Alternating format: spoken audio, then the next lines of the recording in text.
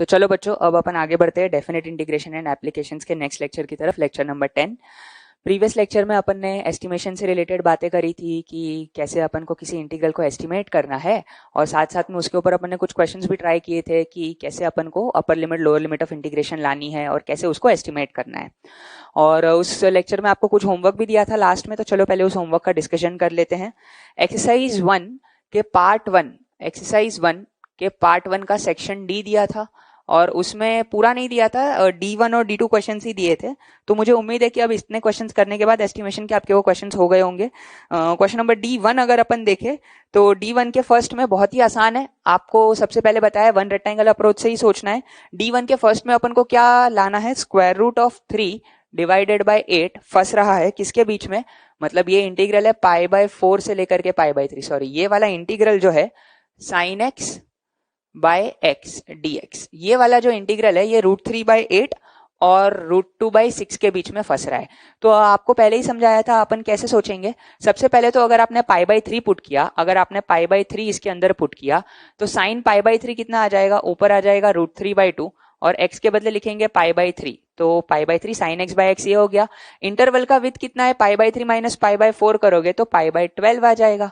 तो ये पाई और पाई ने कैंसिल कर दिया एक दूसरे को, 3 4 12 हो गया, तो √3 डिवाइडेड बाय 8 आ गया। अरे वाह, ये तो लोअर लिमिट है, मतलब π/3 डालने से अपने पास लोअर लिमिट आ रही है। और π/4 पुट करोगे, अगर π/4 पुट कर रहे हो तो π/4 पुट करने से आपके पास क्या आएगा, sin π/4 1/√2 इंटू π/4, और फिर इंटरवल का विड्थ कितना है, तो इंटरवल का विड्थ π/12 है। पाई कैंसिल हो गया, ये 3, तो 1/3 √2 से मल्टीप्लाई डिवाइड कर रहे हो ऊपर, तो ये √2 डिवाइडेड बाय 6 हो जाएगा, जो कि अपर लिमिट आ रहा है। मतलब दोनों ही लिमिट अपने पास एक बार π/3 पुट करने से, एक बार π/4 पुट करने से और इंटरवल की विड्थ से आ रहे हैं। मतलब अपन को पता लग रहा है यहाँ से वन रेक्टेंगल अप्रोच लगाना है, तो आप sin x बाय x को fx बोल दो, sin x बाय x को आप fx बोल दो।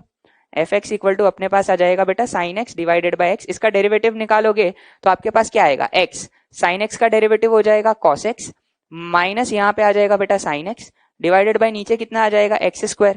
तो ऊपर न्यूमरेटर में से आप cos x कॉमन निकाल लो, तो आपके पास क्या आएगा, cos x बाहर आ गया बेटा, अंदर आ जाएगा x minus tan x upon x²। अब x कहां से कहां वेरी कर रहा है, π/3 से π/4, तो उसमें cos x तो पॉजिटिव है क्योंकि फर्स्ट क्वाड्रेंट में है। और x और tan x में बड़ा कौन होता है, आपको पता है कि tan x जो है वो हमेशा बड़ा होता है एज कंपेयर टू x। तो ये वाला जो इंटीग्रल है, ये वाला जो डेरिवेटिव है, ये डेरिवेटिव कैसा हो जाएगा, नेगेटिव हो जाएगा। क्योंकि ये नेगेटिव हो जाएगा तो जो अपना ओरिजिनल फंक्शन अपन ने लिया था sin x बाय x, ये कैसा फंक्शन हो जाएगा बेटा, डिक्रीजिंग फंक्शन हो जाएगा। तो अब डिक्रीजिंग फंक्शन बना के वन रेक्टेंगल अप्रोच से उसको सॉल्व कर लो बड़े आराम से, ठीक है। चलो, इसका सेकंड पार्ट क्या दिया हुआ है, सेकंड पार्ट 1 से 3 square root of 3 plus x³ dx। यार अगर उसको भी ध्यान से देखोगे तो 3 डालने से अंदर बन रहा है 27 प्लस 3 30, स्क्वायर रूट ऑफ 30, और इंटरवल का विड्थ 2 है, तो वहां पे अपर एस्टिमेट आ रहा है 2√30, और अगर 1 पुट करोगे उसमें तो 3 + 1 4, 4 का स्क्वायर रूट कितना हो जाएगा 2, और इंटरवल का विड्थ 2 है, तो 2 × 2 4, वहां पे लोअर एस्टिमेट आ रहा है। तो फिर से वही करना है, वन रेक्टेंगल अप्रोच से आपको उसको एस्टिमेट करना है, ठीक है। तो मुझे उम्मीद है वो वाला तो सबने कर लिया होगा। चलो अपन D2 देख लेते हैं। D2 के फर्स्ट में आपको क्या प्रूफ करना है कि 0 to 1, D2 का फर्स्ट देख लेते हैं अपन, इंटीग्रेशन 0 से लेकर के 1 x⁹ upon square root of 1 plus x dx। ये आदमी किसके बीच में फंस रहा है, ये 1/10 √2 से बड़ा है, और ये वाला आदमी 1/10 से छोटा है। तो इनके बीच में इसको कैसे फंसाएंगे, 1/10 तो आपको समझ में आना चाहिए। 1/10 कहां से पैदा होगा, अगर x⁹ का इंटीग्रेशन करोगे तो x⁹ का इंटीग्रेशन आ जाएगा x⁻10/10, लिमिट लगा लोगे 0 से 1 तो 1/10 आ जाएगा। तो x⁻9/1 को मुझे कंपेयर करना है x⁻9/√1 प्लस x से। ये वाली चीज कैसे पैदा होगी, 1/10 तो है ही, 1/10 तो यहाँ पे है। ये नीचे जो √2 आ रहा है, ये √2 कहां से आ रहा है, तो मैं एक काम करता हूं, मैं इसको कंपेयर कर लेता हूं। देखो 1/10 मुझे पता है x⁹ के x⁹ को इंटीग्रेट करने से आ रहा है, क्योंकि यहाँ पे नीचे √2 लिखा है, तो मैं यहाँ पे भी नीचे √2 लिख लेता हूं। मैं सीधे सीधे इन दोनों फंक्शन को कंपेयर कर लेता हूं, तो मुझे समझ में आ जाएगा, क्योंकि इसका इंटीग्रल तो 1/10 हो जाएगा, तो 1/10 √2 आ जाएगा वहां पे, सिंपल सी बात। अगर मैं इन तीन फंक्शंस की बात करूं, x कहां से कहां लाई कर रहा है, ये बहुत इंपॉर्टेंट बात है, x 0 से 1 में लाई कर रहा है। अगर x 0 से 1 में लाई कर रहा है तो ये जो क्वांटिटी लिखी हुई है square root of 1 plus x, क्या मैं बोलूं ये वाली क्वांटिटी 1 से बड़ी है? क्योंकि अगर आप x को कुछ भी डाल लो यार, हाफ डाल लो फॉर एग्जांपल, तो 1 प्लस हाफ 3/2, 3/2 मतलब 1.5, 1.5 का स्क्वायर रूट करोगे तो 1 से तो बड़ा ही आएगा, 1 से तो बड़ा ही आएगा। तो आप सोचो इसके डिनोमिनेटर में 1 से बड़ा नंबर लिखा है जबकि इसके डिनोमिनेटर में 1 लिखा है, मतलब इसका डिनोमिनेटर छोटा है, इसका डिनोमिनेटर छोटा है, तो क्या मैं बोलूं ये वाला जो फ्रैक्शन है ये बड़ा हो जाएगा। अब यहां पे और यहां पे अगर मैं ध्यान से देखूं, भाई अगर मैं x को 0 से 1 के बीच का कोई भी नंबर रखता हूं, एट मैक्स अगर मैं 1 रख देता हूं तब जाके यहां पे √2 बनेगा, वरना तो क्या मैं बोलूं कि ये जो भी क्वांटिटी होगी ये √2 से तो छोटी होगी। क्या मैं ऐसे बोल सकता हूं कि √2 छोटा हो जाएगा square root of 1 plus x से for all x belonging to 0 से 1। यार अगर x 0 से 1 में लाई कर रहा है तो सिंपल सी बात है कि यार जैसे हाफ डालोगे, 1/4 डालोगे, कुछ भी डालोगे तो ये जो भी क्वांटिटी हो जाएगी, सॉरी उल्टा, ये जो भी क्वांटिटी हो जाएगी ये √2 से तो छोटी ही होने वाली है। तो अगर इसका न्यूमरेटर, इसका डिनोमिनेटर छोटा है और इसका डिनोमिनेटर बड़ा है तो सिंपल सी बात है कि ये वाला इससे बड़ा हो जाएगा फ्रैक्शन। अपना काम खत्म हो गया, अपन को मिल गया अपना एस्टीमेट, अपन को मिल गया अपना एस्टीमेट कि ये आदमी इन दोनों के बीच में लाई कर रहा है तो इसका इंटीग्रल भी इन दोनों के बीच में लाई करेगा। इसको इंटीग्रेट कर दो 0 से 1, 0 से 1, 0 से 1, तो आपके पास आ जाएगा यहाँ पे 1/10 √2 और यहाँ पे आएगा 1/10, मतलब ये इंटीग्रल इन दोनों के बीच में फंस रहा है। ठीक है, चलो बच्चों आगे बढ़ते हैं D2 के सेकंड पार्ट की तरफ। D2 के सेकंड पार्ट में अपन को क्या प्रूफ करना है, हाफ ln2 ये छोटा है किससे, इंटीग्रल 0 से लेकर के 1 tan x अपॉन नीचे लिखा हुआ है बेटा 1 प्लस एक्स स्क्वायर dx, और ये वाली क्वांटिटी छोटी है किससे बेटा, π/2 से। तो इसको कैसे सोचेंगे, पहले अपन को देखना पड़ेगा अपर लिमिट और लोअर लिमिट जिनके बीच में इसको फंसाया जा रहा है ये बन कैसे रहे, ये बन कैसे रहे। आप सोचो कि π/2 जो है वो एक्चुअली में क्या लिखा है, मेरे को इस बात की फील आ रही है क्योंकि 1/1 प्लस एक्स स्क्वायर लिखा हुआ है ना, तो मेरे को इस बात की फील आ रही है कि dx upon 1 plus x square को इंटीग्रेट करेंगे तो ये सीधे सीधे tan इनवर्स x हो जाएगा। और इसके ऊपर लिमिट अगर 0 से 1 लगाओगे, 0 से 1 लगाओगे तो यार यहाँ पे π/4 आ रहा है, π/2 नहीं आ रहा है, मतलब 2 मेरे को इंटू 2 चाहिए, इंटू 2 चाहिए।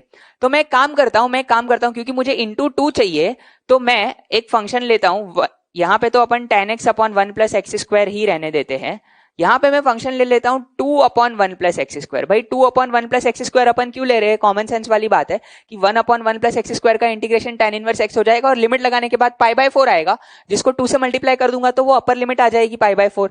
तो मतलब मुझे इन दोनों को कंपेयर करना है तो मैं अपर लिमिट के ऊपर आ पाऊंगा।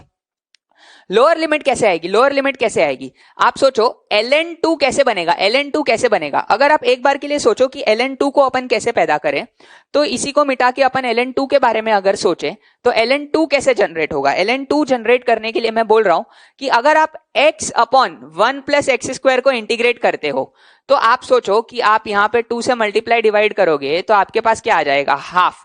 इसको t बोलोगे तो ऊपर dt लिखा हुआ है, देखो लॉग के टर्म्स में चाहिए, मतलब डिनोमिनेटर में कुछ ना कुछ चाहिए अपन को। तो अगर मैंने इसको t बोल दिया तो ऊपर dt लिखा है तो ये आ जाएगा ln of 1 plus x square सीधे सीधे, और अगर लिमिट लगाओगे 0 से 1 में तो ये हाफ ln2 बन जाएगा, हाफ ln2 बन जाएगा, सीधे सीधे अपना काम खत्म हो रहा है। तो अपन क्या करेंगे, एक काम करते हैं, मैं इधर फंक्शन ले लेता हूं x upon 1 plus x square, मतलब अपन को इन तीनों को कंपेयर करना है। देखो डिनोमिनेटर तो सबके सेम है, डिनोमिनेटर तो सबके 1/1 प्लस एक्स स्क्वायर है, बस अपन को न्यूमरेटर्स को कंपेयर करना है। तो आप सोचो कि 0 से 1 में अगर x लाई कर रहा है तो अपन को पता है कि tan x x से बड़ा होता है, सिंपल सी बात है। तो अगर tan x x से बड़ा होता है तो ये वाला फ्रैक्शन बड़ा हो जाएगा उस वाले फ्रैक्शन से।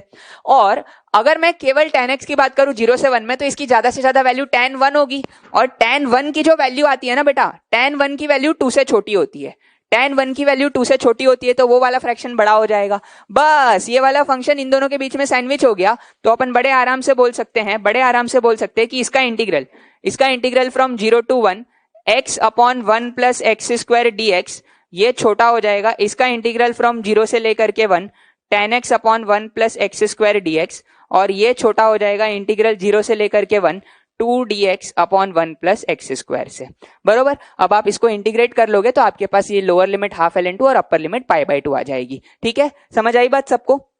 चलो आगे बढ़ते हैं। तो अभी अपन ने डिस्कस कर लिया एक्सरसाइज 1 की पार्ट 1 का सेक्शन डी। अब चलो पार्ट 2 के ऊपर चलते हैं। पार्ट 2 के सेक्शन डी में आपको कौन से क्वेश्चंस दे रखे थे। पार्ट 2 के सेक्शन डी में आपको दिए गए थे question number D1, D2 and D3। भाई क्वेश्चन नंबर D1 काफी आसान है, अगर अपर लिमिट लोअर लिमिट डालोगे तो आपको उसके दोनों एस्टिमेट मिल जाएंगे। भाई लोअर लिमिट डालोगे 1 तो √2 आएगा और इंटरवल का विथ 2 है तो 2√2, तो देखो एक लिमिट 2√2 दे ही रखी है। और 3 डालोगे तो 3 का पावर 4 81 प्लस 3 का स्क्वायर 9, तो 90 हो जाएगा। स्क्वायर रूट ऑफ 90 इंटू 2 करोगे तो अपर लिमिट मतलब एक लिमिट 6√10 आ जाएगी। तो पूरे क्वेश्चन में 6√10 और 2√2 का ही जिक्र हो रहा है, तो वन रेक्टेंगल अप्रोच से देख लो अंदर वाला फंक्शन इंक्रीजिंग है कि डिक्रीजिंग है और उस हिसाब से लगा लो, ठीक है। D2 में आप देखोगे तो 0 से 2 पाई। D2 एक बार देख लेते हैं अपन, एक्सरसाइज 1 पार्ट 2 का सेक्शन D कर रहे हैं अपन। I इक्वल टू इंटीग्रेशन 0 से लेकर के 2 पाई, क्या लिखा हुआ है, e का power sine square x plus sine x plus 1 dx। यार सारा पावर जो इधर है ना, मतलब सारा खेल जो है इधर sine square x plus sine x plus 1 का है। तो आप देखो साइन स्क्वायर एक्स, उसको s लिख देते हैं, S square plus S plus 1। भाई क्या मैं बोलूं कि ये लेस देन और इक्वल टू, इसका मैक्सिमम वैल्यू कितना आएगा, इसका मैक्सिमम वैल्यू कितना आएगा, देख के अपन को पता लग रहा है कि जब साइन एक्स का वैल्यू 1 हो जाएगा तो इस पूरे एक्सप्रेशन का वैल्यू मैक्सिमम हो जाएगा। और 0 से 2 पाई में क्या ऐसा कोई x है जहां पे साइन एक्स 1 अटेंड करेगा, बिल्कुल है। कौन सा x है, वो कौन सा x है बेटा, x को जब आप इसमें उठा के π/2 डालोगे तो ये भी 1 होगा, ये भी 1 होगा, ये भी 1 होगा। तो क्या मैं बोलूं ये वाली चीज 3 या 3 से छोटी है, ये वाली चीज 3 या 3 से छोटी है। अब क्योंकि ये क्वाड्रेटिक लिखा हुआ है, ओपनिंग अपवर्ड पैराबोला है, अगर साइन एक्स को t बोलते हो तो इसका मिनिमम वैल्यू कहां पे आएगा, इसका मिनिमम वैल्यू वर्टेक्स पे आएगा जब साइन एक्स का वैल्यू, मतलब वर्टेक्स इसका कितना होगा, -b डिवाइडेड बाय 2a, मतलब साइन एक्स का वैल्यू कितना हो जाए, साइन एक्स का वैल्यू कितना हो जाए, -½ हो जाए। क्या 0 से 2 पाई में ऐसा कोई x एग्जिस्ट करता है जिसके लिए साइन एक्स का वैल्यू -½ आ जाएगा, बिल्कुल एग्जिस्ट करता है। आप देखो थर्ड क्वाड्रेंट में वो x आ जाएगा जहां पे साइन एक्स का वैल्यू -½ आता है। तो ये वाली जो क्वांटिटी है, ये वाली जो क्वांटिटी है, क्या मैं बोलूं हमेशा बड़ी किससे हो जाएगी, जब साइन एक्स का वैल्यू -½ हो जाएगा तो ये वाला आएगा 1/4, यहाँ पे आएगा -½ और यहाँ पे आएगा 1। मतलब ये वाला जो टर्म है S square plus S plus 1, ये वाला आदमी बेटा 3 या 3 से छोटा है और ये बड़ा किससे है, तो ये ½ प्लस 1/4, ये कितना हो जाएगा बेटा 3/4 हो जाएगा।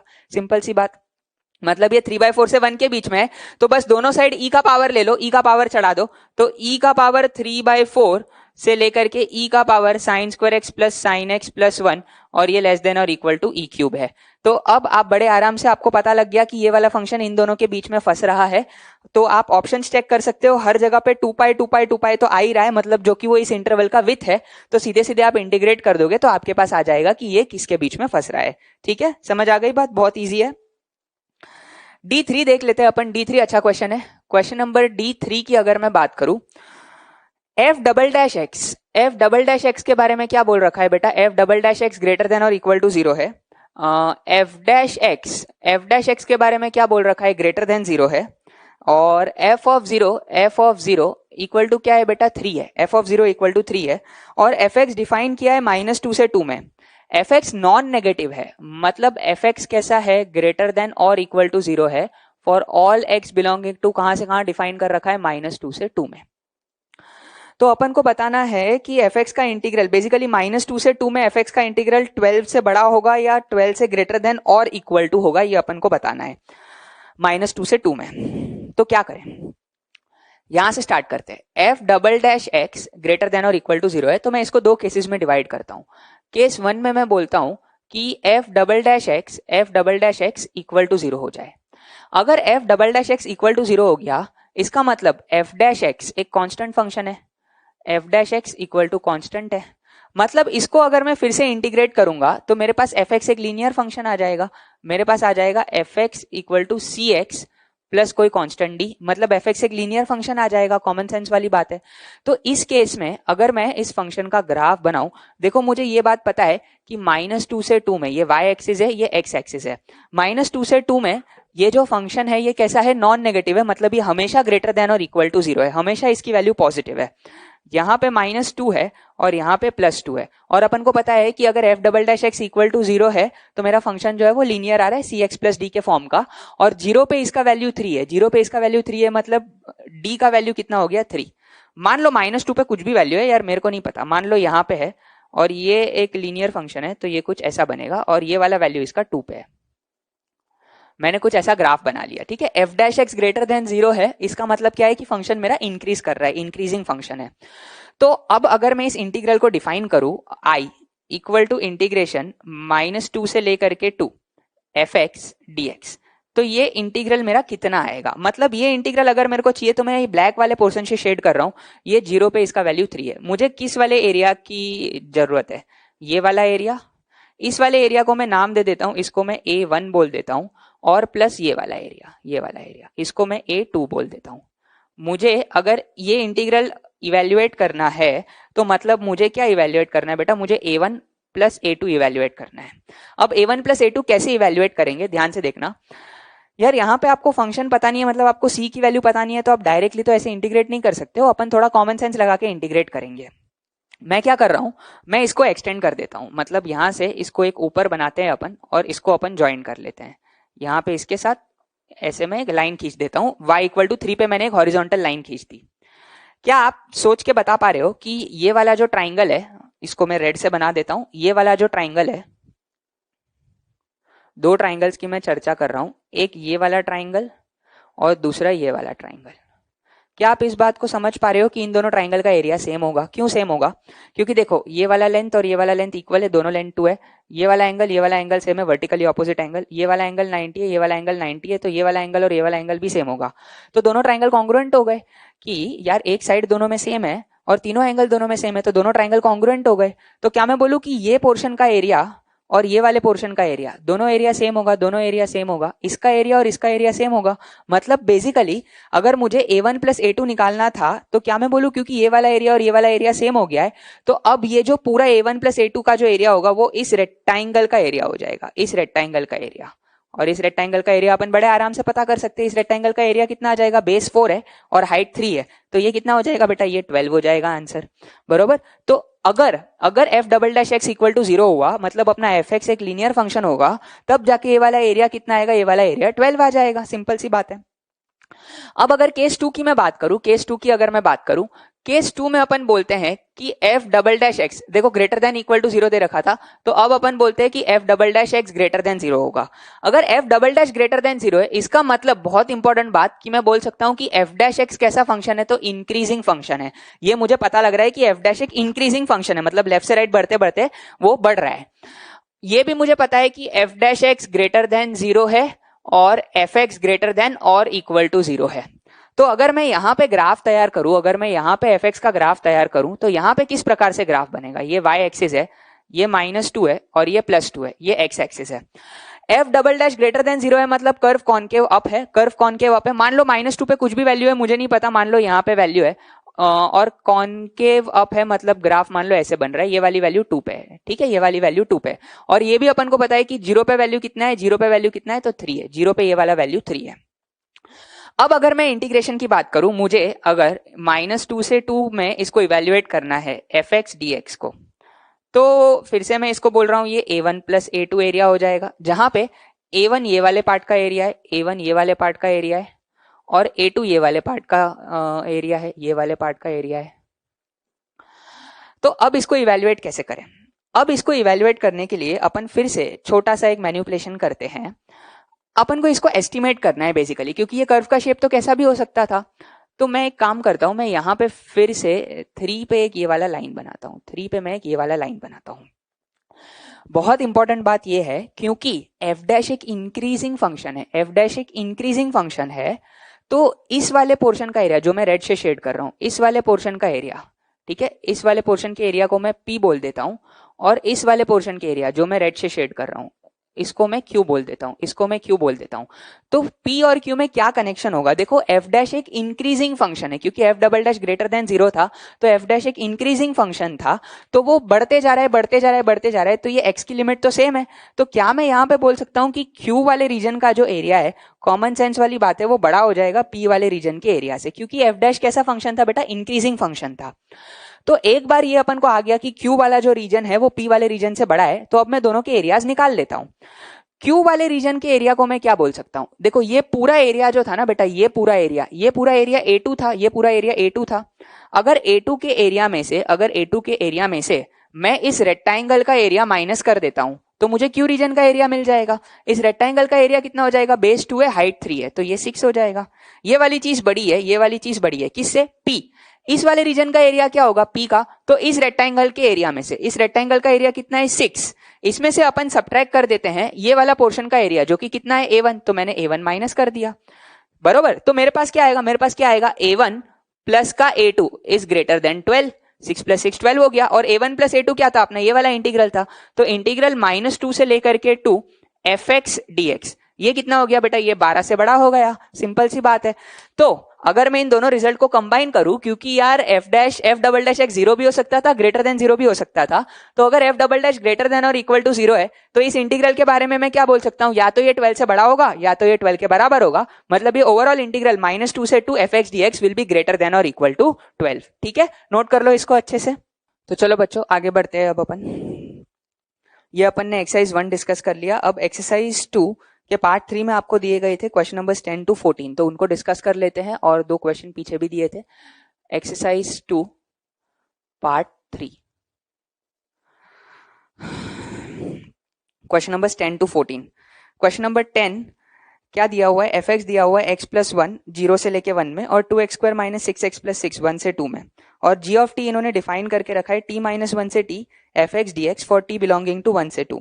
तो which of the following holds good, तो ठीक है, अपन को पता है कि t अगर 1 से 2 में लाई कर रहा है, और fx की डेफिनेशन कहां पे ब्रेक हो रही है बेटा, 1 से 1 पे ब्रेक हो रही है, तो आप एक काम कर सकते हो, आप gx को क्या डिफाइन कर सकते हो, आप gx को डिफाइन कर सकते हो इंटीग्रेशन t - 1 से लेकर के 1, बरोबर है, t - 1 से लेकर के 1 fx dx, क्योंकि fx की डेफिनेशन 1 पे ब्रेक हो रही थी, और प्लस दूसरा इंटीग्रल आ जाएगा 1 से लेकर के t fx dx। अब दोनों में fx की डेफिनेशन अलग अलग है, तो आपके पास क्या आ जाएगा बेटा, t - 1 से लेकर के 1 में fx की डेफिनेशन क्या दी हुई है, fx की डेफिनेशन x+1 है, तो ये हो जाएगा x+1 dx, और फिर 1 से लेकर के t में आपके पास fx की डेफिनेशन क्या दी हुई है बेटा, 2x² -6x +6 का dx, बस खत्म हो गया। तो यहां से आप क्या निकाल सकते हो बेटा, यहां से आप सीधे सीधे gx फंक्शन निकाल सकते हो, तो आप बड़े आराम से उसके बारे में इंफॉर्मेशन फाइंड आउट कर सकते हो। g' वैनिश हो रहा है यार, इसको इंटीग्रेट करके लिमिट्स डाल लो तो आपके पास आ जाएगा, या फिर आप डायरेक्ट लेबनिट्ज रूल का भी यूज कर सकते हो, सीधे सीधे लेबनिट्ज थ्योरम लगाओ तो आपके पास g' आ जाएगा सीधे सीधे, ठीक है, मतलब g' आ जाएगा, तो डेरिवेटिव के बारे में आप यहां से इंफॉर्मेशन कंक्लूड कर सकते हो। और fx कंटिन्यूअस डिफरेंशिएबल की बात कर रहा है, तो fx का ग्राफ भी अपन बना लेते हैं। fx का ग्राफ कैसे बनेगा, अगर ये y इक्वल टू fx अपन लिख रहे हैं, ये x एक्सिस है, 0 से 2 में डिफाइंड है, ये 1 है, ये 2 है, 0 से 1 में उसकी डेफिनेशन x+1 है, मतलब 0 से 1 में वो ऐसे इंक्रीज कर रहा है, 0 पे वैल्यू 1 है और 1 पे वैल्यू 2 है, और फिर क्या हो रहा है, 1 से 2 में वो ओपनिंग अपवर्ड पैराबोला रहेगा, जिसका वर्टेक्स कहां पे आएगा, 3/2 पे आएगा, मतलब 1.5 पे, और 2 पे उसका वैल्यू निकालोगे तो फिर से 2 आ जा रहा है, तो वो ऐसा ग्राफ है। तो आप देख पा रहे हो कि कंटिन्यूअस तो होगा, लेकिन ये 1 पे नॉन डिफरेंशिएबल हो जाएगा क्योंकि कॉर्नर पॉइंट आ रहा है, सिंपल सी बात है। क्वेश्चन नंबर 11, चलो ये हो गया क्वेश्चन नंबर 10। क्वेश्चन नंबर 11 देखते हैं, gx इक्वल टू दिया है, fx इक्वल टू दिया है, for a certain value of c the limit of, 11th वाला देख लेते हैं, the limit of this as x tends to infinity, limit x tending to infinity f' upon g', ये exist कर रहा है, और ये is finite and is equal to l, और ये l जो है वो नॉन जीरो है, l जो है वो नॉन जीरो है, तो अपन को c और l के वैल्यूज निकालने हैं। तो निकालो f' क्या होगा, तो आपके पास क्या आएगा, limit x tending to infinity, limit x tending to infinity, f' निकालोगे तो ऊपर वाले का डेरिवेटिव में लेबनिट्ज लगा लो, तो e का पावर 2x और इंटू यहाँ पे आ जाएगा बेटा 3x² + 1 का पावर हाफ, x का डेरिवेटिव 1, सिंपल सी बात है, और नीचे x की पावर c इंटू e का पावर 2x का डेरिवेटिव कितना हो जाएगा, x की पावर c को एज इट इज रखा, तो e की पावर 2x का डेरिवेटिव हो जाएगा 2 टाइम्स e का पावर 2x, और e का पावर 2x को एज इट इज रखा, तो x की पावर c का हो जाएगा c x का पावर c - 1। ये जो लिमिट है ये l है, जो कि फाइनाइट है और नॉन जीरो है। e का पावर 2x, e का पावर 2x, e का पावर 2x कट गया, आपके पास क्या आएगा, limit x tending to infinity, simple सा क्वेश्चन है, अपन को पता है x टेंडिंग टू इन्फिनिटी पे हाईएस्ट पावर कॉमन निकालते हैं, x² बाहर निकालो, x पॉजिटिव है तो x ही आएगा, अंदर आएगा 3 + 1/x² का पावर हाफ, यहाँ पे x की पावर c कॉमन खींच लेंगे अपन, तो अपने पास अंदर क्या आएगा 2 प्लस यहाँ पे आएगा c डिवाइडेड बाय नीचे आ जाएगा x, और ये लिमिट का वैल्यू कितना है, l है। तो अब आप सोचो कि अगर ये लिमिट एग्जिस्ट कर रहा है और ये लिमिट फाइनाइट है, तो क्योंकि यहाँ पे ऊपर x का पावर 1 है तो c का वैल्यू कितना हो जाना चाहिए 1। एक बार c का वैल्यू 1 हो जाएगा तो आप सोचो एक्सटेंडिंग टू इन्फिनिटी पे ये 0 हो जाएगा और ये वाला क्वांटिटी भी 0 हो जाएगा, तो आपके पास l का वैल्यू कितना आ जाएगा, ऊपर बचेगा √3, नीचे डिवाइडेड बाय 2, बस c और l आ गए आपके पास, सिंपल। क्वेश्चन नंबर 12 भी आप बड़े आराम से कर सकते हो। क्वेश्चन नंबर 12 में आपको fx दे रखा है, fx इक्वल टू क्या दे रखा है, इंटीग्रेशन x से लेकर के x plus pi by 3 mod of sine theta d theta दे रखा है। और x कहां से कहां लाई कर रहा है बेटा, तो x बिलोंग कर रहा है 0 से लेकर के पाई में। सबसे पहली बात, मॉड ऑफ साइन थीटा ये कैसा फंक्शन है बेटा, ये कंटिन्यूअस फंक्शन है। क्योंकि ये कंटिन्यूअस फंक्शन है तो क्या मैं बोलूं कि fx फंक्शन जो होगा वो डिफरेंशिएबल होगा इस इंटरवल में। यार ये कंटिन्यूअस है, कंटिन्यूअस फंक्शन का इंटीग्रल निकाल रहे हैं अपन, तो ये कैसा हो जाएगा यहाँ पे डिफरेंशिएबल। तो बी ऑप्शन तो वैसे ही सही हो गया। स्ट्रिक्टली इंक्रीजिंग है, रेंज क्या है और मैक्सिमा मिनिमा पूछ रहा है, तो उसके लिए डैश निकालना पड़ेगा, तो एफ डैश एक्स निकाल लो। एफ डैश एक्स निकालोगे तो आपके पास क्या आएगा, मॉड ऑफ साइन, यहाँ पे आ जाएगा x प्लस पाई बाई 3 बरोबर है, और x प्लस पाई बाई 3 का डेरिवेटिव 1 माइनस x डालोगे तो ये यहाँ पे आ जाएगा बेटा मॉड ऑफ साइन x, और x का डेरिवेटिव फिर से 1, ये f डैश आ गया। तो आप देखो कि मैक्सिमम मिनिमा के रूट्स चाहिए तो f डैश 0 होना चाहिए, तो इसका वैल्यू इक्वल टू इसका वैल्यू कर लो, आपके पास x के वैल्यूज आ जाएंगे, जहां पे ये दोनों इक्वल होते हैं वो मैक्सिमम मिनिमा के पॉइंट्स हो जाएंगे, तो आप ऑप्शन चेक कर सकते हो। चलो बच्चों क्वेश्चन नंबर 13 देख लेते हैं। क्वेश्चन नंबर 13 भी सिमिलर लाइंस के ऊपर ही है।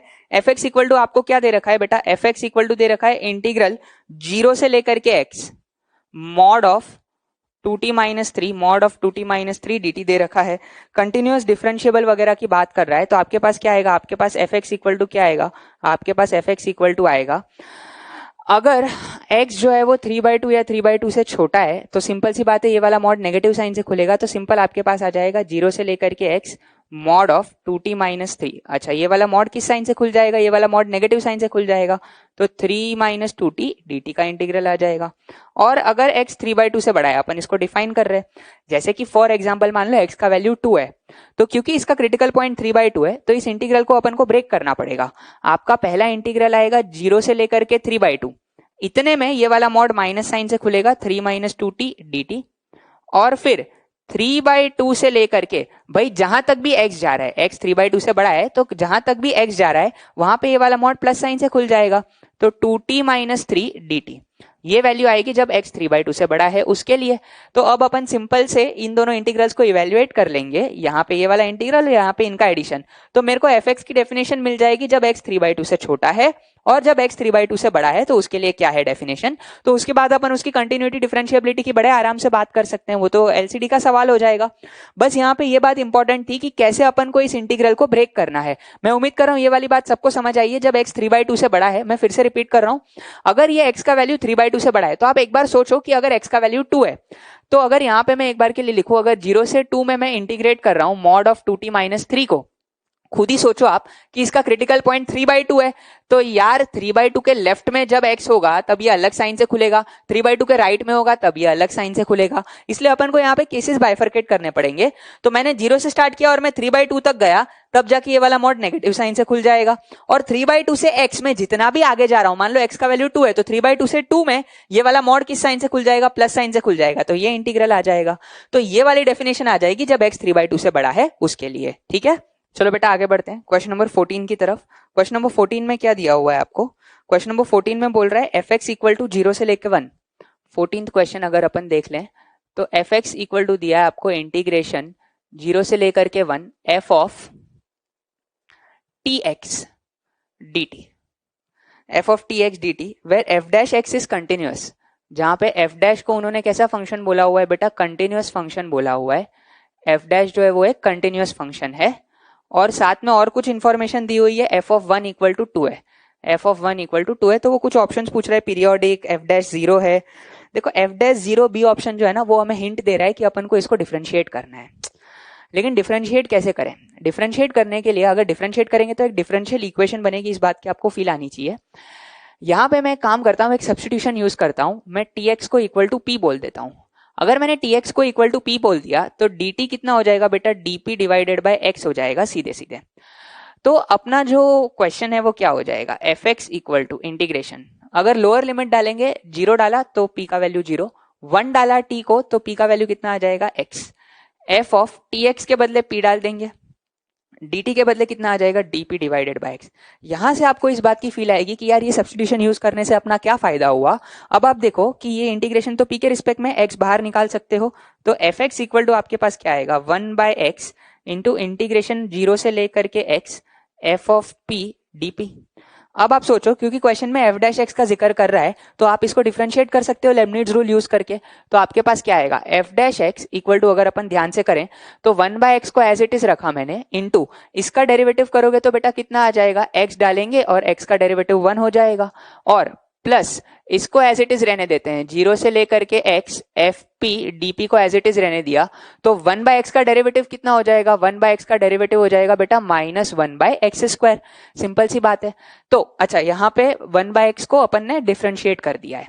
अब यहां से अपन आगे कैसे बढ़े, तो अपने पास क्या आएगा f dash x equal to, यहाँ पे तो आएगा fx डिवाइडेड बाय x, यहाँ पे आएगा माइनस, अगर एक x में साइड में रख दूं तो ये देखो क्या बन रहा है, 1 बाय एक्स तो है ही, और 0 से लेके x एफ पी डीपी दिख रहा है, सेम टू सेम बन रहा है। 1 बाय एक्स तो है ही, 0 से लेके x एफ पी डीपी, उसको मैं क्या लिख सकता हूं, उसको फिर से x लिख सकता हूं। तो मैंने एक -1 बाय एक्स दूर कर दिया, तो जो चीज बची उसको मैं फिर से एफ एक्स लिख सकता हूं, यहां से इस वाले रिलेशन से इस वाले रिलेशन से। तो यार ये तो देखो एफ एक्स बाय एक्स ये तो कैंसिल हो गया, और एफ डैश एक्स सीधे सीधे अपने पास क्या आ गया, 0 आ गया। तो बी ऑप्शन सही हो गया, F dash x equal to 0 हो गया। इसका मतलब एफ एक्स कैसा फंक्शन है, F x equal to constant function है, और अपन को क्योंकि दिया हुआ है एफ ऑफ 1 इक्वल टू 2 है, तो अपन सीधे सीधे बोलेंगे कि एफ एक्स इक्वल टू 2 है। तो बिल्कुल सही बात है, ये पीरियोडिक भी है, इसको इवन फंक्शन भी बोल सकते हैं, और एफ डैश एक्स कितना हो जाएगा 0। ठीक है, समझ आ गई बात सबको। तो यहाँ पे 14 तक दिया था, और यहाँ पे कौन से दिए थे, क्वेश्चन नंबर 23 एंड 24 दिए थे, दोनों अपने एस्टिमेशन के क्वेश्चन से। क्वेश्चन नंबर 24 तो मैं उम्मीद करता हूँ सबने कर लिया होगा, 0 से लेकर के half dx upon under root of 1 minus x की पावर n, n 2 से बड़ा है। देखो पाई बाई 6 और हाफ की बात कर रहा है, तो अब आपको समझ में आ रहा है कि इनको अपन कैसे जनरेट करेंगे, साइन इनवर्स को यूज करेंगे। तो 24 तो आप मुझे उम्मीद है सब कर लोगे, और हाफ कैसे लाना है ये भी आपको पता है, 1 से कंपेयर करना है तो हाफ आ जाएगा। 23rd क्वेश्चन अपन एक बार के लिए देख लेते हैं। 23rd क्वेश्चन उसी के जैसा है जो अभी अपन ने एक्सरसाइज 1 में D3 देखा था। F x be strictly increasing, F x strictly increasing है, मतलब F dash x greater than 0 है। नॉन नेगेटिव फंक्शन, मतलब एफ एक्स ग्रेटर देन और इक्वल टू 0 है, और आपको एफ डबल डैश एक्स क्या दिया हुआ है, F double dash x less than 0 दिया हुआ है फॉर ऑल एक्स, और i इक्वल टू एक इंटीग्रल डिफाइन किया इन्होंने, इंटीग्रेशन अल्फा से लेकर के beta F x D x, और ये भी उसने बोल दिया है कि बीटा जो है वो अल्फा से बड़ा है, तो आपको इसको एस्टिमेट करना है। तो यार एक एस्टिमेट तो अभी थोड़ी देर पहले जब अपन ने एक्सरसाइज 1 में पार्ट 2 में D3 क्वेश्चन डिस्कस किया था उसी के जैसा है। देखो ये इंफॉर्मेशन दी गई थी अपन को, अब की बार दिया है कि F double dash x less than 0 है, मतलब कॉन्केव डाउन है। मान लो ये अल्फा है ये बीटा है, तो ग्राफ अपना ऐसा है, बरोबर, ये अल्फा है और ये बीटा है, ये अल्फा है और ये बीटा है। अच्छा, अब अगर अपन देखें कि इसको एस्टिमेट कैसे किया जाए, क्योंकि ये कॉन्केव डाउन है, तो सबसे पहले तो अपन अगर ऑप्शन से अप्रोच करें तो फर्स्ट और सेकंड ऑप्शन में f of alpha plus beta divided by 2 से कंपेयर करवा रहा है, और सी और डी ऑप्शन में f alpha plus f beta into beta minus alpha आ रहा है। तो पहले लास्ट वाले सी और डी ऑप्शन अगर अपन देखें तो अल्फा माइनस बीटा मतलब इस इंटरवल का विथ लिखा हुआ है, इस इंटरवल का विथ लिखा हुआ है।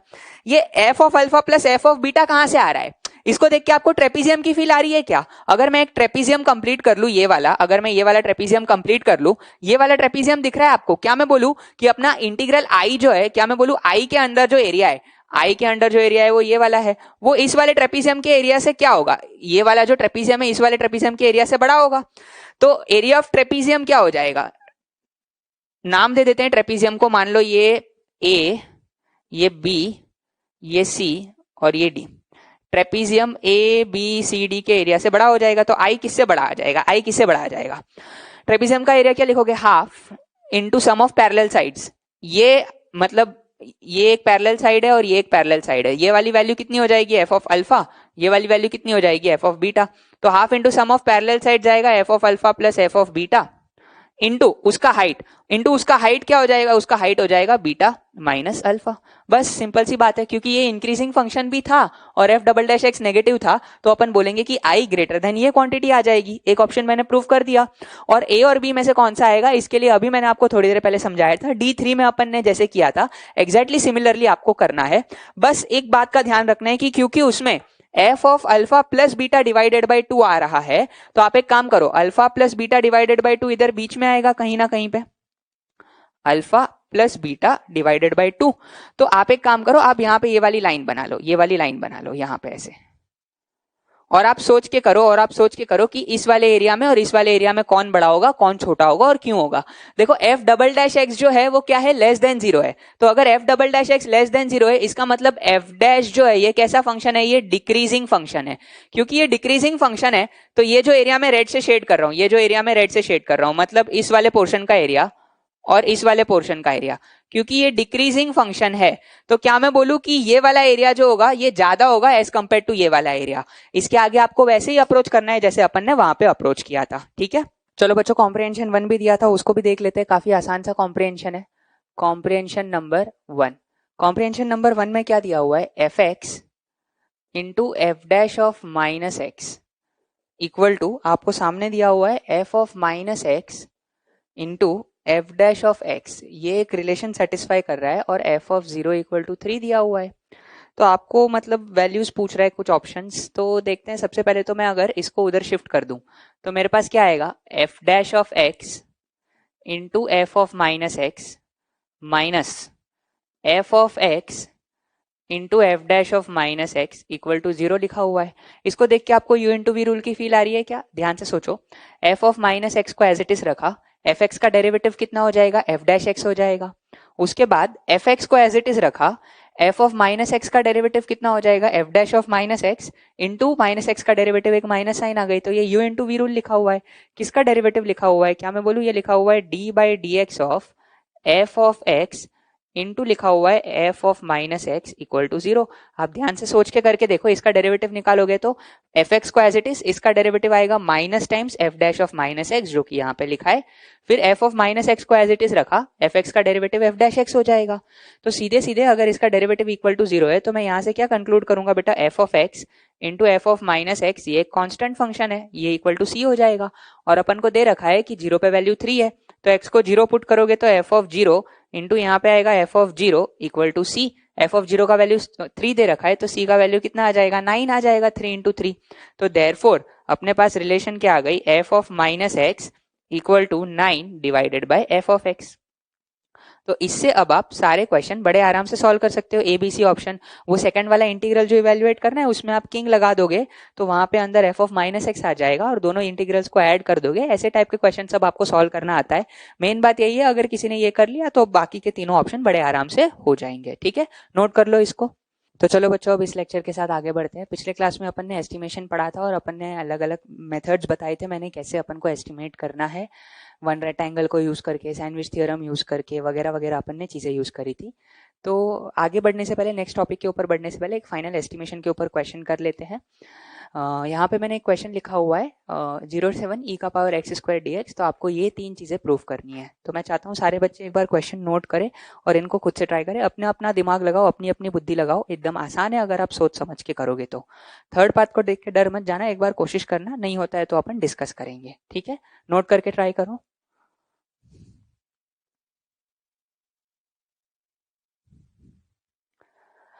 तो बच्चों, मैं उम्मीद करता हूँ सारे बच्चों ने इनको ट्राई कर लिया होगा और मुझे इस बात की पूरी पूरी उम्मीद है कि फर्स्ट पार्ट और सेकंड पार्ट तो सारे बच्चों ने सॉल्व कर ही लिया होगा। अगर अपन इसके सोल्यूशन की बात करें तो फर्स्ट पार्ट की अगर मैं बात करूं तो यार अपन को दिख रहा है कि आई 1 से ई में फंस रहा है। तो कैसे फंस रहा है, अगर इंटरवल की विथ देखोगे तो इंटरवल की विथ 1 है। अगर यहाँ पे 1 डालोगे आप तो वैल्यू ई आ जाएगी, जो कि आपको दिख रहा है अपर लिमिट है, और 0 डालोगे तो ई का पावर 0 1 आ जाएगा, जो कि लोअर लिमिट है। तो बस अपन को इतना पता करना है कि ये जो फंक्शन है अपना ई का पावर एक्स स्क्वायर, अगर इसको मैंने एफ एक्स बोल दिया तो ई का पावर एक्स स्क्वायर, इसका डेरिवेटिव निकालेंगे एफ डैश एक्स। तो आपके पास क्या आएगा, ई का पावर एक्स स्क्वायर का डेरिवेटिव ई का पावर एक्स स्क्वायर का डेरिवेटिव 2x। एक्स को 0 से 1 में आप डाल रहे हो तो ये वाली चीज कैसी होगी, पॉजिटिव। तो क्योंकि ये वाली चीज पॉजिटिव है तो एफ एक्स कैसा फंक्शन है, इंक्रीजिंग फंक्शन है। तो इसका ग्राफ अगर मैं रफली बनाऊंगा तो इसका ग्राफ रफली कैसा बनेगा, ये 0 है ये 1 है, 0 से 1 में ये इंक्रीज कर रहा है, y एक्सिस x एक्सिस। 0 पे इसकी वैल्यू कितनी आएगी, e का पावर 0 1 हो जाएगा, और 1 पे इसकी वैल्यू कितनी हो जाएगी e, तो ये ऐसे इंक्रीज करेगा। मुझे रफ प्लॉट ही चाहिए, ये ई हो गया। तो अब आप देख सकते हो बड़े आराम से, अब आप बड़े आराम से देख सकते हो कि इस रेक्टेंगल के एरिया से, ये जो रेक्टेंगल है इस रेक्टेंगल के एरिया से उसके अंदर का एरिया क्या होगा। देखो ये मुझे टोटल एरिया चाहिए था, ये टोटल एरिया चाहिए था। ये जो एरिया है आई इंटीग्रल, क्या मैं बोलूँ ये किससे किसके बीच में लाई करेगा, ये बड़ा किससे होगा, तो इस वाले रेक्टेंगल के एरिया से। मतलब वो स्क्वायर बन जाएगा, बेस भी 1 है और हाइट भी 1 है, तो वो किससे बड़ा हो जाएगा, 1 से बड़ा हो जाएगा। और छोटा किससे हो जाएगा, तो ये बड़ा वाला रेक्टेंगल जिसका बेस 1 है और जिसका हाइट ई है, तो आई की वैल्यू किससे किसके बीच में लाई करेगी बेटा, 1 से लेकर के ई के बीच में लाई करेगी। सिंपल सी बात है। सेकंड पार्ट में अगर अपन देखें तो e-1 से छोटा है आई, मुझे ये प्रूव करना है। अब e-1 कहां से पैदा हो रहा है, ये सोचना थोड़ा सा कठिन काम है। e-1 कहां से पैदा होगा, अगर आप ये सोचने की ट्राई करोगे तो मैं एक छोटी सी हिंट दे रहा हूं कि अगर आप e की पावर x को इंटीग्रेट करते हो ना बेटा, तो e की पावर x का इंटीग्रल तो अपने पास e की पावर x आ जाएगा। और आप सोचो कि अगर इसमें आपने लिमिट लगा दी 0 से 1, तो अपर लिमिट डालने से ये e आ जाएगा और लोअर लिमिट डालने से ये -1 आएगा, तो e-1 पैदा हो रहा है। मतलब बेसिकली मुझे क्या करना है, मुझे इस फंक्शन को e की पावर x के साथ कंपेयर करना है। तो उसके लिए सबसे पहले तो मैं यार x को और x स्क्वायर को कंपेयर करता हूं। अब x 0 से 1 में लाई कर रहा है, x 0 से 1 में लाई कर रहा है, तो आपको पता है कि आप 0 से 1 के बीच के किसी भी नंबर की पावर जितनी इंक्रीज करोगे, जैसे 2 3 4 5, तो उतना उसका वैल्यू घटते जाएगा। जैसे फॉर एग्जांपल हाफ ले लिया, हाफ का स्क्वायर करोगे तो 1/4, क्यूब करोगे 1/8, तो क्या मैं बोलूं कि x बड़ा हो जाएगा x स्क्वायर से। For all x belonging to 0 से 1, for all x belonging to 0 से 1, 0 से 1 के बीच में। तो अगर ये 0 से 1 के बीच की कहानी है, तो अगर मैं e की पावर x की बात करूं तो e की पावर x सीधी सी बात है बड़ा हो जाएगा e की पावर x स्क्वायर से, कॉमन सेंस वाली बात है। तो इसके इंटीग्रल की भी मैं यही चर्चा कर सकता हूं कि e की पावर x स्क्वायर dx का जो इंटीग्रल होगा 0 से 1 में, वो हमेशा लेस देन हो जाएगा इंटीग्रल 0 से लेकर के 1 e की पावर x dx के इंटीग्रल से। तो ये अपना i है, तो अपने पास i किससे छोटा आ जाएगा बेटा, e की पावर x का इंटीग्रल e की पावर x हो जाएगा, और आप लोअर लिमिट और अपर लिमिट ऑफ इंटीग्रेशन लगाओगे तो यहाँ पे e-1 आ जाएगा। मतलब ये वाली चीज भी प्रूव हो गई कि i की वैल्यू e-1 से कैसी होती है, छोटी होती है। ठीक है, समझ आ गई बात। 0 से 1 में अपन बात कर रहे थे। तो मेन इसका जो पार्ट यहाँ पे अपन को सीखना है, जो काम सीखना है, वो थर्ड पार्ट में है। थर्ड पार्ट में बड़ी लंबी चौड़ी सी चीजें दी हुई है, जिसको देख के आपको थोड़ा सा हल्का सा लगेगा कि यार ये कहाँ से आ गया, क्यों आ गया, कैसे आ गया। अगर आपको स्ट्राइक कर गया ना कि ये क्या लिखा है, तो उसके बाद तो ये बहुत आसान होगा। अगर आप ध्यान से देखोगे 1/√3 1/√3 ये 1/√3 हर जगह पे आ रहा है, और यहाँ पे e का पावर 1/3 इधर भी आ रहा है और e का पावर 1/3 इधर भी आ रहा है। तो ये देख के अपन को ये चमकना चाहिए कि इसका कुछ ना कुछ लेना देना 1/√3 से है। अगर आप इसमें x के बदले 1/√3 रखते हो तो e का पावर 1/3 आ जाएगा यहाँ पे। और साथ साथ में ये जो लिखा हुआ है, क्या आप इस बात की फील ले पा रहे हो कि ये दो रेक्टेंगल के एरियाज का एडिशन लिखा हुआ है, रेक्टेंगल 1 प्लस रेक्टेंगल 2, और यहाँ पे भी ये रेक्टेंगल 1 प्लस रेक्टेंगल 2। अगर नहीं समझ में आ रहा है तो देखो अपन ग्राफ बना के इस चीज की फील लेते हैं। अगर अपन 0 से 1 में fx का ग्राफ बनाए, और मुझे ये भी पता लग रहा है उस ऑप्शन से कि मुझे उसको ब्रेक कहाँ पे करना है। 0 से 1 में इसका ग्राफ कुछ इस प्रकार से जा रहा है। ये 0 पे वैल्यू इसकी कितनी है बेटा, 1 है, और 1 पे इसकी वैल्यू कितनी आ गई, 1 पे इसकी वैल्यू कितनी आ गई, ये 1 है, 1 पे इसकी वैल्यू e है, 1 पे इसकी वैल्यू e है। मैं इसको ब्रेक कर देता हूं 1/√3 पे। अगर मैंने 1/√3 पे ब्रेक कर लिया, मान लो ये 1/√3 है। ठीक है, अब आप सोचो मैं दो रेक्टेंगल्स बना रहा हूं। ठीक है, पहला तो ये वाला रेक्टेंगल, इसको इसके साथ ज्वाइन कर लेते हैं। 1/√3 पे वैल्यू कितनी है, 1/√3 पे अपन वैल्यू देख लेंगे। अगर x के बदले 1/√3 डालेंगे तो ये वाली वैल्यू हो जाएगी e का पावर 1/3, e का पावर 1/3। और ये वाली जो है, इसको अगर अपन पीछे की साइड यहाँ पे एक्सटेंड कर दें, तो आप देखो आपको दो रेक्टेंगल दिख रहे हैं। एक ये वाला रेक्टेंगल जिसको मैं रेड से शेड कर रहा हूँ, और एक दूसरा वाला रेक्टेंगल जिसको मैं यहाँ पे शेड कर रहा हूँ। तो अब आप सोचो कि अपने कर्व के नीचे का जो एरिया है, जो आई है, जो कर्व के नीचे का जो एरिया है आई है, क्या मैं बोलूँ आई बड़ा हो जाएगा रेड वाले रेक्टेंगल के एरिया से प्लस रेड वाले रेक्टेंगल के एरिया से। सिंपल सी बात है, क्योंकि आई में ये वाला रीजन और ये वाला रीजन एक्स्ट्रा आ जाएगा, तो बड़ा किससे हो जाएगा, इन दोनों रेड वाले रेक्टेंगल्स का आप एरिया लिख लो, तो आपके पास क्या आएगा, आई इज ग्रेटर देन, इस रेक्टेंगल का एरिया कितना आएगा, बेस देखो 1/√3 है और हाइट कितना है 1 है, तो आपके पास क्या आएगा 1/√3 आ जाएगा। यहाँ पे दिख रहा है आपको, देखो ये 1/√3 बन रहा है, दिख रहा है आपको, दिख रहा है, ये वाली चीज दिख रही है, प्लस ये दूसरे रेड वाले रेक्टेंगल का एरिया कितना आ जाएगा, देखो इसका बेस कितना हो जाएगा 1 - 1/√3, तो ये 1 - 1/√3 देख के आपको इस बात की फील आनी चाहिए कि 1/√3 पे अपन ने ब्रेक किया था और इसका बेस 1 - 1/√3 हो गया, तो इसका बेस हो गया 1 - 1/√3 इंटू इस रेक्टेंगल का हाइट कितना हो जाएगा, इस रेक्टेंगल का हाइट e का पावर 1/3 हो जाएगा, e का पावर 1/3, मतलब आई के अंडर जो एरिया है वो सीधी सी बात है इससे बड़ा है, कॉमन सेंस वाली बात। अच्छा, अब छोटा किससे है ये देखने के लिए फिर से अपन एक दूसरा डायग्राम बनाते हैं सेम फंक्शन का, लेकिन अब दूसरे रेक्टेंगल्स कंसीडर करेंगे। 2 रेक्टेंगल अप्रोच आपको सिखाई थी, है ना, बस ये वही 2 रेक्टेंगल अप्रोच को यूज कर रहा है, 0 1 और यहाँ पे बस अगर आपको इतना समझ में आ गया ना कहाँ पे ब्रेक करना है इंटीग्रल को, तो उसके बाद तो ये हलवा है और ये 1/√3 है। अब अगर मैं दूसरे रेक्टेंगल्स की बात करूं तो मुझे ये देखना है कि आई छोटा किससे है, तो मैं एक काम करता हूँ, ये वाली वैल्यू तो अपन को पता ही है, ये वाली वैल्यू कितनी है, ये वाली वैल्यू 1/√3 पे जो वैल्यू है वो e का पावर 1/3 है। अब ये वाले 2 रेक्टेंगल लेते हैं अपन, यहाँ पे ये वाला रेक्टेंगल ब्लू वाला और इसको मैं ऊपर एक्सटेंड करता हूँ और दूसरा रेक्टेंगल ये वाला। अब आप देख के बता पा रहे हो कि आई के नीचे जो एरिया है, आई मतलब ब्लैक वाला कर्व है, वो सीधी सी बात है छोटा हो जाएगा ब्लू वाले रेक्टेंगल नंबर 1 प्लस ब्लू वाले रेक्टेंगल नंबर 2 के एरिया से, क्योंकि उसमें देखो ना रीजन ज्यादा आ रहा है, ये वाला रीजन ज्यादा आ रहा है, ये वाला रीजन ज्यादा आ रहा है, बस आपका काम फिनिश हो गया। आई लेस देन, पहले ब्लू वाले रेक्टेंगल का बेस कितना है 1/√3 और हाइट कितना है e का पावर 1/3, तो 1/√3 इंटू e का पावर 1/3 इसका एरिया हो गया, प्लस दूसरे वाले ब्लू का एरिया कितना हो जाएगा, बेस कितना है 1 - 1/√3 इंटू उसका हाइट कितना हो जाएगा बेटा, उसका हाइट कितना हो जाएगा e हो जाएगा, तो उसका हाइट e हो गया। तो आप देखो i is less than e का पावर 1/3/√3 प्लस 1 - 1/√3 इंटू e। तो एक बार मैंने आपको ये 2 रेक्टेंगल अप्रोच से सिखा दिया, तो उसके बाद तो ये देखना बड़ा आसान लग रहा होगा, अच्छा कि यहाँ पे ये रेक्टेंगल और ये रेक्टेंगल के एरिया से छोटा बताना है और इसके एरिया के एडिशन से बड़ा बताना है।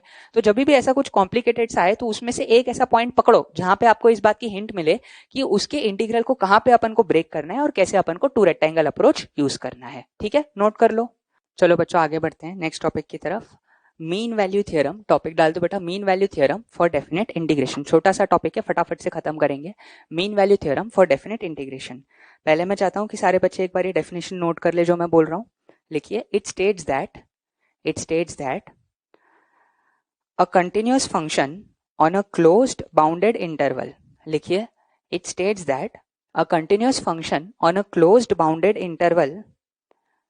It states that a continuous function on a closed bounded interval has at least one point. A continuous function on a closed bounded interval has at least one point where it is equal to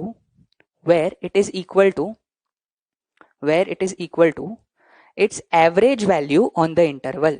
Where it is equal to its average value on the interval. फिर से repeat कर रहा हूं, it states that a continuous function on a closed bounded interval has at least one point where it is equal to its average value on the interval. Simple सी बात है, क्या बोल रहा है कि एक कोई कंटिन्यूअस फंक्शन है, मैंने a टू b में एक फंक्शन लिया है f जो कि कंटिन्यूअस है, तो इस इंटरवल a टू b में कम से कम एक ऐसा पॉइंट c जरूर एग्जिस्ट करेगा सच दैट उस पॉइंट पे जो फंक्शन की वैल्यू होगी, c पे जो फंक्शन की वैल्यू होगी, वो उस इंटरवल में पूरे फंक्शन की जो एवरेज वैल्यू होगी उसके बराबर हो जाएगी। तो इसकी एवरेज वैल्यू अपन कैसे डिफाइन करेंगे, integration a to b fx dx upon interval का विड्थ कितना है b माइनस a। तो वो ये सिंपल सी बात यही बोल रहा है कि इस a टू b के बीच में कम से कम एक ना एक ऐसा c जरूर एग्जिस्ट करेगा जहां पे अगर आप फंक्शन की वैल्यू निकालोगे तो उस इंटरवल पे वो फंक्शन के एवरेज वैल्यू के बराबर हो जाएगा। तो सिंपल मीन वैल्यू थ्योरम क्या बोल रहा है कि अगर आप किसी इंटरवल a टू b में एक कंटिन्यूअस फंक्शन डिफाइन कर रहे हो तो उस इंटरवल a टू b में एक ऐसा c जरूर एग्जिस्ट करेगा सच दैट उस पे अगर आपने फंक्शन की वैल्यू निकाली तो वो वैल्यू किसके बराबर आ जाएगी, तो average value of the function on that interval, जो कि हो जाएगा a to b fx dx। Area निकाला और इंटरवल के विड्थ से अपन ने डिवाइड कर दिया। बहुत ही सिंपल सा स्टेटमेंट है। तो इसको अगर मैं b माइनस ए को यहाँ पे ले लूँ तो इसको अपन ऐसे भी लिख सकते हैं कि integral a to b f x D x को मैं क्या लिख सकता हूँ, b minus a into F of c. b minus a into F of c क्या है, मतलब ये जो है b माइनस ए ये एक रेक्टेंगल का विथ है। फॉर एग्जाम्पल यार अगर a टू बी में अपन फंक्शन डिफाइन कर रहे हैं, ये a है मेरे पास, ये b है मेरे पास, तो b माइनस ए मतलब जैसे फॉर एग्जाम्पल मान लो ये मेरा फंक्शन था, a पे ये वाली वैल्यू थी और b पे ये वाली वैल्यू थी, तो b माइनस ए क्या है, रेक्टेंगल का विथ है। f ऑफ c क्या है, मतलब ऐसा कोई ना कोई c जरूर एग्जिस्ट करता है a टू b के बीच में, such that b minus a into F of c, मतलब f ऑफ c ये वाला पॉइंट हो जाएगा, f ऑफ c ये वाला पॉइंट हो जाएगा। b minus a into F of c का मतलब क्या मैं बोलूं, इस रेक्टेंगल का एरिया आ जाएगा। इसका मतलब ऐसा कोई ना कोई पॉइंट c जरूर एग्जिस्ट करता है a टू b में, सच दैट इस फंक्शन के अंडर जो एरिया है, इस ग्राफ के नीचे का जो एरिया है वो इस रेक्टेंगल के एरिया के बराबर हो जाएगा। सिंपल सी बात है। ये स्टेटमेंट एज इट इज आपको याद रखना है कि there exist a C belonging to A to b such that a to b f x D x upon b minus a, इस फंक्शन का एवरेज वैल्यू कहीं ना कहीं एफ ऑफ सी के बराबर होगा, या ऐसा कोई पॉइंट सी जरूर एग्जिस्ट करता है ए टू बी के बीच में, सच दैट इस रेक्टेंगल का area B minus a into सी पे जो फंक्शन की वैल्यू है वो इस इंटीग्रल के वैल्यू के क्या हो जाएगा बेटा, इक्वल हो जाएगा। मतलब इस रेक्टेंगल का एरिया किसके बराबर हो जाएगा, इस इंटीग्रल के एरिया के बराबर हो जाएगा। ये जो इंटीग्रल है ना इसके बराबर हो जाएगा। ठीक है, अच्छा ये आता कैसे है, सिंपल अपन एलएमवीटी यूज करके इसको प्रूव करेंगे। मान लो मैंने एक कैपिटल एफ एक्स फंक्शन बोल दिया from A to x F x D x, जहां पे ये जो ऊपर वाला एक्स है ये कहां से कहां लाई कर रहा है बेटा, ए से बी के बीच में लाई कर रहा है। तो अब आप सोचो कि अंदर वाला फंक्शन अपना एफ एक्स जो है वो कंटिन्यूस है, अपन ने पहले ही बोल रखा है ए टू बी में कंटिन्यूस है, तो ये बाहर वाला जो एफ एक्स है इसको मैं कंटिन्यूस एंड डिफरेंशिएबल बोल सकता हूँ इन ए टू बी। क्योंकि ये कंटिन्यूस एंड डिफरेंशिएबल है तो इसका डेरिवेटिव निकालोगे एफ डैश एक्स, तो एफ डैश एक्स किसके बराबर आ जाएगा बेटा, स्मॉल एफ एक्स के बराबर आ जाएगा। अब आप सोचो कि F x continuous and differentiable है इन ए टू बी, तो अपन लग्रांजिस मीन वैल्यू थ्योरम लगा सकते हैं।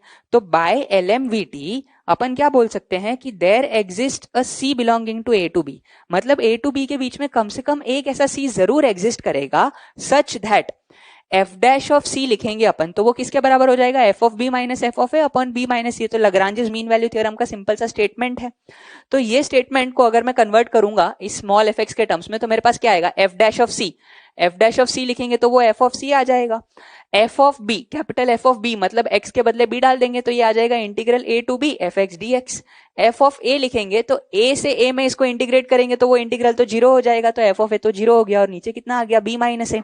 तो अपने पास ये चीज प्रूव हो गई कि कोई ना कोई ऐसा पॉइंट सी जरूर एग्जिस्ट करता है ए टू बी के बीच में सच दैट इस फंक्शन की जो एवरेज वैल्यू होगी इस इंटरवल में वो एफ ऑफ सी के बराबर हो जाएगी। या फिर आप ऐसे सोच के बोल सकते हो कि इंटीग्रल की जो वैल्यू है a to b f x D x की जो वैल्यू है वो किसके बराबर हो जाएगी, एक रेक्टेंगल के एरिया के बराबर जिसका बेस बी माइनस है जो कि इस इंटरवल की विड्थ है, और ऐसा कोई ना कोई सी पॉइंट पे फंक्शन की जो वैल्यू आ रही है सच दैट ये सी पॉइंट कहां लाई कर रहा है, ए टू बी के बीच में लाई कर रहा है, तो ये इंटीग्रल इसके बराबर हो जाएगा। ठीक है, नोट कर लो इसको अच्छे से।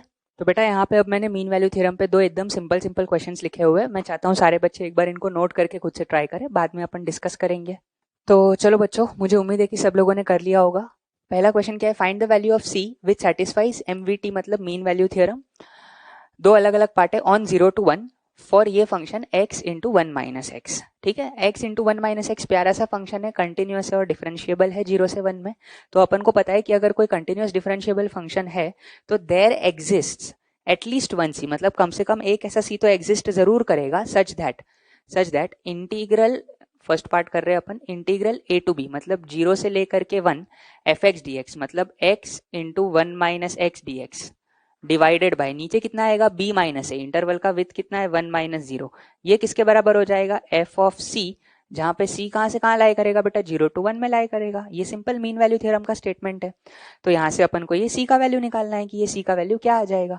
तो निकालो, क्या दिक्कत है, आपके पास क्या आ जाएगा, इसको इंटीग्रेट करोगे तो ये x का इंटीग्रेशन हो जाएगा बेटा एक्स स्क्वायर बाय 2 माइनस ये एक्स स्क्वायर है तो इसका इंटीग्रल हो जाएगा x cube divided by 3, limit डालोगे 0 से लेकर के 1, नीचे तो 1 ही है, equal to F of c मतलब कितना आ जाएगा, c डालेंगे तो c इंटू 1 माइनस सी, एफ एक्स में c डाल दिया तो ये कितना हो जाएगा, c माइनस सी स्क्वायर हो जाएगा।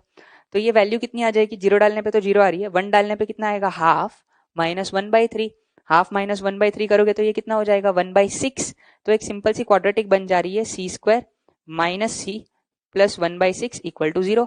यहाँ से आप बड़े आराम से c की वैल्यूज निकाल सकते हो, c equal to quadratic formula लगा दोगे तो आपके पास क्या आएगा, माइनस बी मतलब 1 plus minus under root B square minus 4ac, 4/6 करोगे तो कितना आ जाएगा 2/3 डिवाइडेड बाय नीचे आएगा 2a, तो 1 माइनस 2/3 1/3 हो जाएगा। तो सी का वैल्यू कितना आ जाएगा half plus minus 1 divided by, ये 1/3 हो गया, तो 1 ये कितना आ जाएगा बेटा 2√3 आ जाएगा। अब आप देखो कि जो सी का वैल्यू आता है वो कहाँ से कहाँ आना चाहिए बेटा, 0 से 1 में आना चाहिए। तो 2/√3 का आप वैल्यू निकालोगे तो यार ये कॉमन सेंस वाली बात है, हाफ से तो ये छोटा ही होगा। तो सिंपल सी बात है, हाफ प्लस वाला लोगे तभी भी वो 0 to 1 में आएगा, और हाफ माइनस वाला लोगे तभी भी वो 0 to 1 के बीच में आएगा। तो ये दोनों अपने सी के रिक्वायर्ड वैल्यूज हो जाएंगे। मतलब 0 to 1 में ऐसे दो पॉइंट है सच दैट इस इंटीग्रल का वैल्यू इस रेक्टेंगल के एरिया के बराबर हो जाएगा। अगर आप सी का वैल्यू हाफ प्लस 1/2√3 लोगे तब भी कोई दिक्कत नहीं, हाफ माइनस 1/2√3 लोगे तब भी कोई दिक्कत नहीं है। ऐसे दो सी एग्जिस्ट कर रहे हैं सच दैट इस इंटीग्रल का वैल्यू उस रेक्टेंगल के एरिया के बराबर हो जाए। अच्छा, इसको मिटाता हूं अब मैं, इसको नोट कर लो, उसके बाद अपन सेकंड वाला देखते हैं। सबने नोट कर लिया होगा, तो यहाँ पे सी के ये दोनों वैल्यूज आ रहे हैं अपने पास। अगर अपन सेकंड पार्ट देखें तो सेकंड पार्ट में अपन क्या करेंगे, सेकंड पार्ट में एग्जैक्टली सेम प्रोसीजर करना है अपन को। अब 1 से 4 अपना इंटरवल है, तो उसमें ये फंक्शन कंटिन्यूअस भी है और डिफरेंशिएबल भी है, कोई दिक्कत नहीं।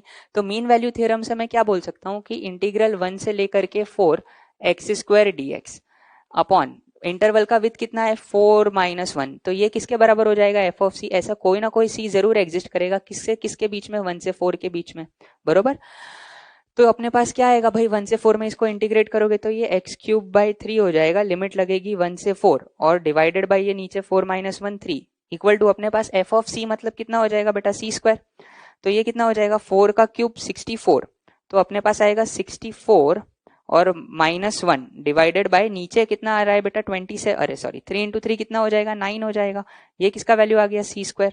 64 - 1 63 डिवाइडेड बाय 9 करोगे तो कितना आएगा 7, तो c का वैल्यू कितना आ जाएगा √7। मैंने -√7 नहीं लिया क्योंकि आपको पता है कि c कहां से कहां लाई कर रहा है 1 से 4, तो आप देखो एक c अपन को मिल गया। सच दैट इस इंटीग्रल का जो वैल्यू है वो ऐसे रेक्टेंगल के एरिया के बराबर हो जाए जिसका बेस जो है वो इंटरवल का विड्थ है और जिसका हाइट जो है वो वाला जो पॉइंट है c वो कहीं ना कहीं 1 से 4 के बीच में लाई कर रहा है। ठीक है, तो अब की बार का जो c है वो कितना हो जाएगा √7 हो जाएगा। ये सेकंड क्वेश्चन तो बहुत ही आसान है, डायरेक्ट मीन वैल्यू थ्योरम का स्टेटमेंट ही है। आप देखो आपको प्रूव करना है कि एक सी ऐसा एग्जिस्ट करता है सच दैट 0 to 3 में इस इंटीग्रल का जो वैल्यू है वो 3c डिवाइडेड बाय √c² + 16 हो जाए। तो अगर मैं fx को ये बोल दूं, fx को अगर मैं ये बोल दूं x अपॉन √x² + 16, यार प्यारा सा फंक्शन है बेचारा, कंटिन्यूअस है पूरा का पूरा, कहां से कहां 0 से 3 में बात चल रही है। तो मैं सीधे सीधे बोल सकता हूं कि by mean value theorem for definite integration में क्या बोल सकता हूं कि there exist a C such that ये जो इंटीग्रल का वैल्यू है 0 से लेकर के 3 fx dx ये एरिया किसके बराबर हो जाएगा, एक ऐसे रेक्टेंगल के एरिया के बराबर हो जाएगा जिसका जो बेस है वो 3 है, इस इंटरवल का विथ इनटू कोई ना कोई ऐसा पॉइंट जरूर एग्जिस्ट करेगा, 0 से 3 के बीच में, सच दैट वहां पे इस रेक्टेंगल का हाइट ले ले अपन। तो बस अपना काम हो गया। तो बाय मीन वैल्यू थ्योरम में बोल सकता हूँ 0 से लेके 3 fx को रख दो, x अपॉन √ आ जाएगा x² + 16 dx, ये किसके बराबर हो जाएगा 3 टाइम्स f ऑफ c मतलब c अपॉन √c² + 16 के। तो ये सिंपल मीन वैल्यू थ्योरम के एप्लीकेशन से ऐसे इसको यूज करना है। ठीक है, नोट कर लो। तो बच्चों इसी के साथ अपन अपना ये वाला लेक्चर एंड करते हैं। आज अपन ने डिस्कशन के ऊपर ध्यान दिया, एस्टिमेशन के ऊपर एक मेजर सवाल किया और अपन ने एक नया कॉन्सेप्ट सीखा mean value theorem for definite integration और उसको यूज कैसे करना है। तो आपकी आज की क्लास का होमवर्क रहेगा एक्सरसाइज 1 के पार्ट 1 के सेक्शन डी का क्वेश्चन D3, पार्ट 2 के सेक्शन डी का D4, एक्सरसाइज 2 के पार्ट 3 का क्वेश्चन नंबर 25 और पार्ट 4 का comprehension number 2। Mean value theorem के क्वेश्चंस है तो इनको आप ट्राई करना, नहीं होते तो अपन बाद में डिस्कस करेंगे। ठीक है।